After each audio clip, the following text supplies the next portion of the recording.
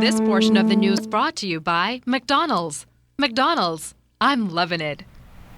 The Urban Renewal Commission launched its At-Risk Youth program today. The initiative will focus on empowering youngsters aged 7 to 18 and instilling in them the sense of purpose. Urban Renewal Co-Commission Chair Cynthia Pratt noted that the one-month camp will also address conflict resolution while building participants' self-esteem and teaching them respect for themselves and others in the community. These objectives will be achieved as the young people have classes in cooking, sewing, arts and craft, junkanoo, farming, literacy, computer, numeracy, and civics. There will also be field trips to national sites and other areas of interest. The one-month program will address conflict resolution through acquisition of relevant social skills. The program will open on Monday at the Mount Pleasant Green Baptist Church. Senior Pastor Reverend Wesley Thompson said the initiative is timely. It seeks to create a vision in the life of our students by building hope, self-esteem, and confidence that one can lift their eyes above the negative things in their environment, and it seeks to change their mindset. And once that is done, he becomes accountable for his actions, and he sees himself having a sense of belonging and confidence in himself, and therefore through that we hope to place him in society that we can all see a stronger Bahamas. The 3-week program by the Zonta Club of New Providence is winding down. Just 2 weeks into the empowerment program, and already it has not only exceeded expectations, but reportedly met all of its objectives. Carla Palmer reports on the program targeting unemployed women. When the free special classes like the Microsoft Suite Training Computer course begins each morning at the Bahamas Technical and Vocational Institute, Eric King, Tennille Coakley, and Monique Rogers are there. This has opened more doors for more opportunities for me. You know, me wanting to be an entrepreneur, it helps me to, build my character, and it helps me to know, okay, this is what I need to do when I want to implement certain things in my business. This is the procedure that I would have to go through. So, it's a stepping stone. So I thank God for it. Well, I hope for it to carry it with me everywhere I go, because I have learned a lot about the computer, how to use it, how to graph, how to do brochures, how to do business cards. So based on my training with certain C's, I could use it in many benefits. There's a lot of places I've been where they ask me, can you do a spreadsheet, or can you work in this Microsoft, this, and I had no knowledge of it. So this is where I will be certified at the end of the course, where I can provide them with a certificate to say, hey, I am qualified to do this work. Like some other participants, these women are not only present, but never absent and always on time. For President of the Zonta Club of New Providence, Marissa Mason-Smith, participants in this category have already met the first criteria of the rules to succeed in the work environment. We've achieved success already because several of our women have already been employed since the commencement of this program, and they have indicated that the resume writing and the interviewing skills tip and helping them to understand their purpose have really helped them win their interviews. Eric King is one of these persons. Since I started this program, I got promoted to store manager, so I'm basically in charge of doing the orders and stuff like that for the store where I'm working now. It is a drastic change for me because it also pushed me to go back to school to get my associates in business management. So it gave me the nudge I needed. When I was slunking and dragging, it actually got me up and motivated and opened up my mind a lot. We're very pleased with the women who are in this program, excited as a matter of fact, because we see the motivation and we see their confidence level that have been built from day one to now. This Zonta Empowerment Workshop ends on July 14th, when 2 lucky participants will be awarded scholarships to continue their education. Carla Palmer, ZNS Network News. This portion of the news was brought to you by McDonald's. McDonald's, I'm loving it.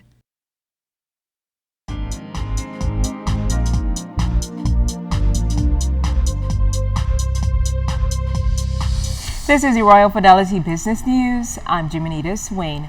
The Value-Added Tax Department makes it clear that leases of land and purchases of land are also subject to the payment of VAT.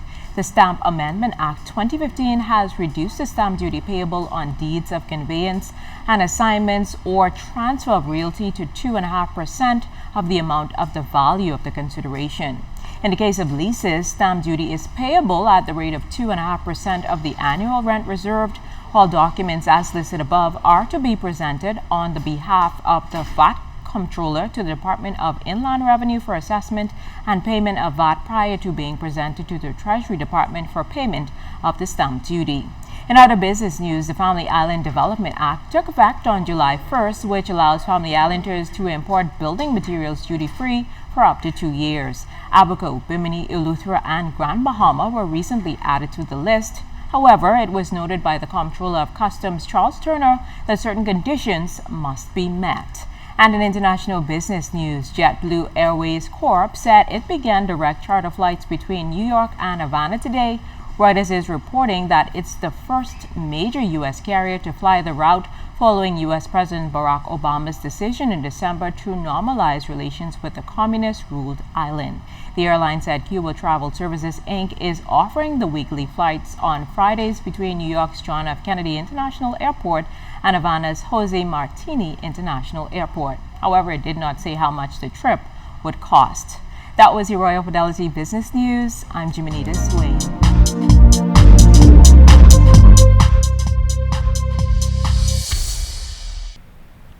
Lano Corporate Services hosted a reception commemorating its 5th anniversary. According to the company's president, Sean Longley, the Bahamian-owned investment boutique has grown to a clientele of 400. The former Kalina vice president says the financial institution is unique in its approach.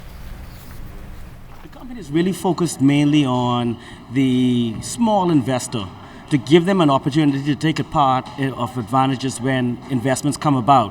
What we find far too often is the small investors say, oh, I can't get involved in this because I don't have $10,000, I don't have $20,000. But the fact of the matter is, you don't need all of that money to get started.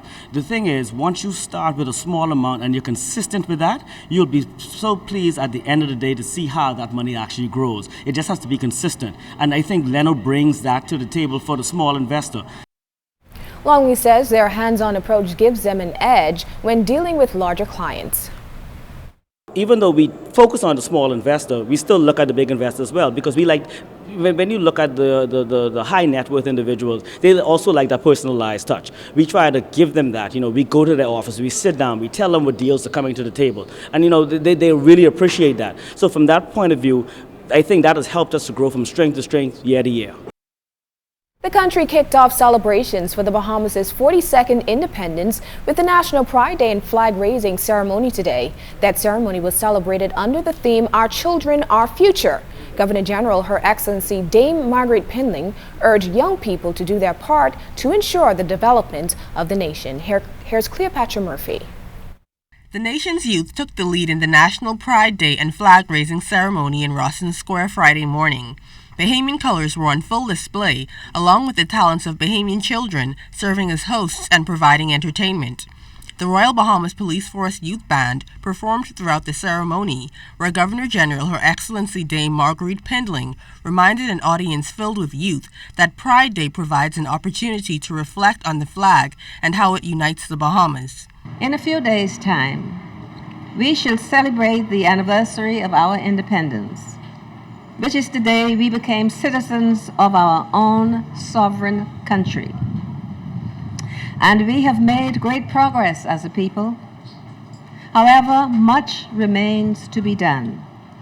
As for generation after generation rises, they too must share in the task of building our nation. While the country has made significant strides, she called on the new generation to continue the task of nation building. The Bahamian flag is a symbol of the country's unity, and the Governor General says a reminder of the objectives of which we aim. She says Bahamians are fortunate to live in a democratic nation, and as the country marks Pride Day, Bahamians should display it.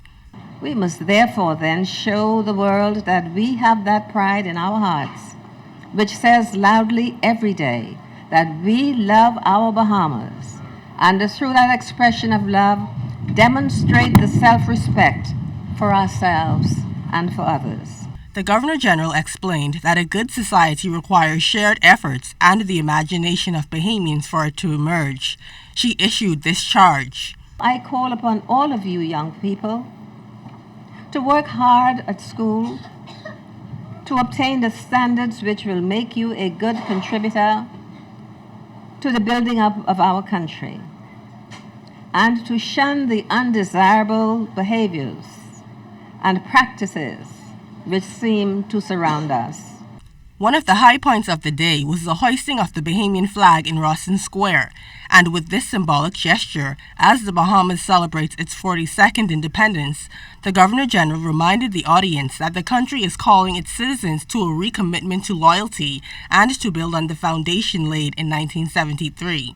Cleopatra Murphy, ZNS Network News. Thanks so much, Cleo. BTC is about to take off with a series of new and improved products catering to consumers across the Bahamas. ZNS News is along with the ride as we hear from Family Islanders how the premier telecommunications company makes their lives easier and keeps them connected with the rest of the Bahamas and the world. Keisha Adderley has a preview of the BTC Island Connection, a new segment which will premiere on Monday here on the Bahamas Tonight. Well, we're still island hopping. This time, we're in Grand Bahama. All right, so what are you working with?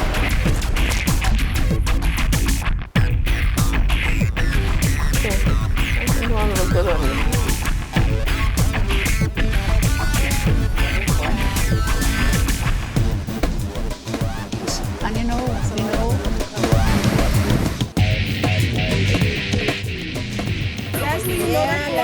ZNS TV on Great Star TV. Hello, Grand Bahama.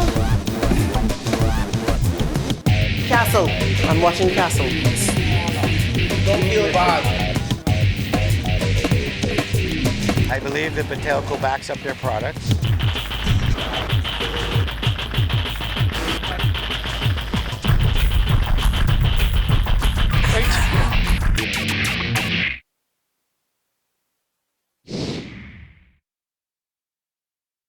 Bahamas Air Managing Director Henry Woods is confident that the airline's new fleet will increase reliability, reduction in fuel, and maintenance costs. He noted how the 50-seaters in particular will benefit Family Islanders.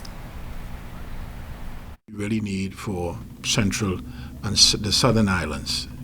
Grand Bahama and Abaco could do very well with the 70-seaters, but the bulk of the traffic will go with the 50-seaters, and that's what we need.